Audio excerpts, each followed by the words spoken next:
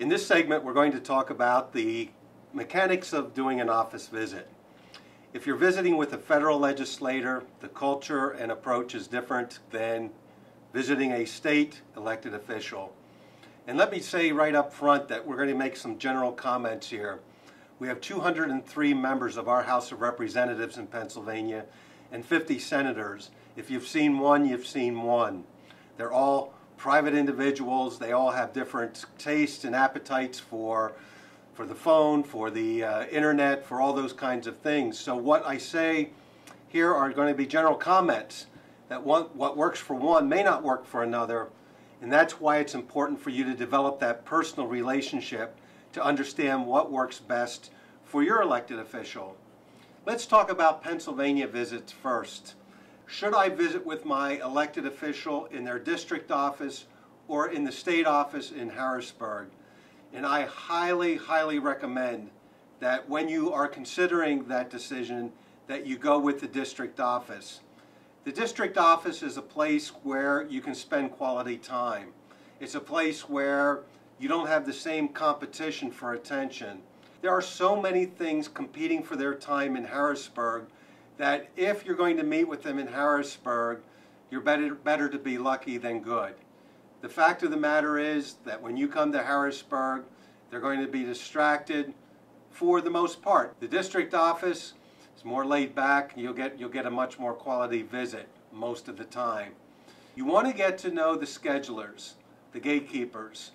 The schedulers are very, very important. You make a phone call and you make an appointment. You never ever want to walk in cold with an elected official because of the demands of their schedule. It just isn't courteous. It's not polite. So make sure that you work with the gatekeeper to find a good time to make that visit. You always want to be courteous. Again, this is human nature. Nobody likes to be treated badly. Nobody wants you to storm into their office and say, "You know good so-and-so, how could you do this? How could you do that?" That's not what relationship building looks like. And even if you don't get your way on this particular vote, there are going to be many, many more votes during this elected official's tenure that you're going to need their relationship. So be courteous. Be informative. Don't go in and just take time. Be informative. You're the expert for your elected official. Make sure that when you come in, you're credible, that you have your facts, that you have your information, and know that even though you have more expertise than they do, they may ask you a question that you don't know the answer to. It's okay to say, "I don't know the answer to that. Let me get back to you," and then make sure you do. It gives you another opportunity to have a contact with your elected official. When you talk with your elected official, make sure that you're precise with your language. Don't throw out general comments that are left to interpretation. Make sure they know that you are clear on, do you want them to move this legislation forward the way it is? Do you want them to kill this legislation? How do you want them to modify it?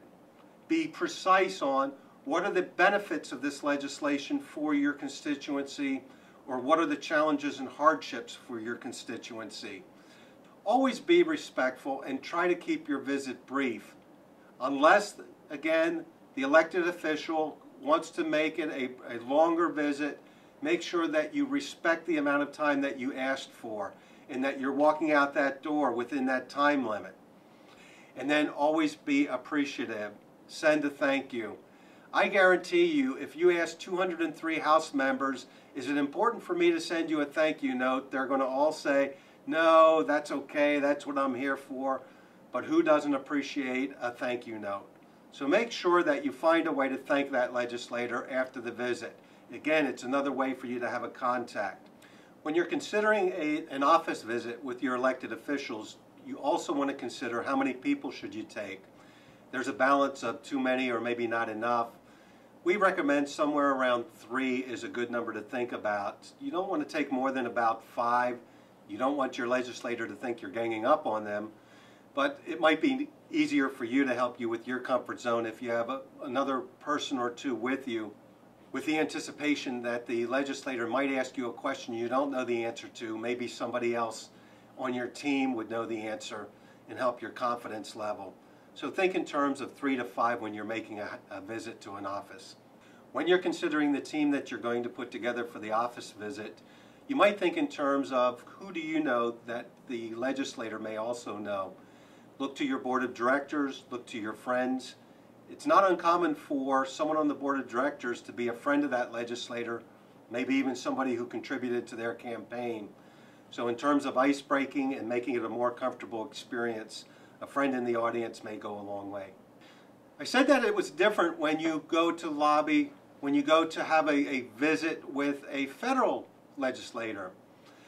What happens there is that our electeds typically rent apartments or buy homes in Washington, and they set up family down in Washington. There are a few exceptions. We have a few legislators in Pennsylvania that commute to Washington, D.C. every day. But for the most part, they set up office in Washington. So it's actually more rewarding for you to go to Washington, D.C. than it is for you to go to Harrisburg. I still think the way to go is to get them in their district office when you can. But if you go to Washington, D.C., like in Harrisburg, make an appointment in advance. You're probably only going to get about a 15-minute time slot. So again, pay attention to being precise and informative, and know that your time's going to go quickly. What you might run into when you visit your legislator in D.C. is they have a fairly complicated alarm system. Look at the clocks when you go there, and they have a series of red dots that go around the outside of the clock. I guarantee you when the right sequence of dots light up and the bell goes off, they're going to walk out of the room and go to the floor because they have to vote.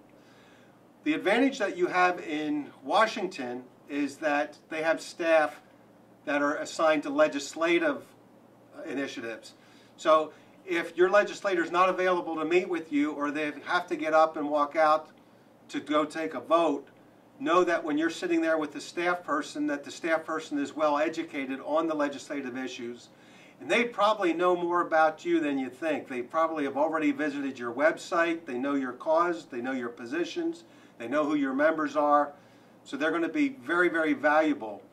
So if you have to meet with someone who looks like they're about 18 years old and may not know what's going on, that would be a bad judgment on your part.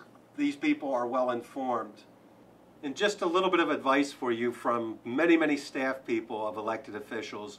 When you're going for the office visit, before you get to the reception station, put your BlackBerry and your iPhones away. You just can't imagine how rude that comes across when you're standing in front of their desk taking care of other business. It's a good idea to turn them off and put them in your briefcase or pocket until the meeting is over.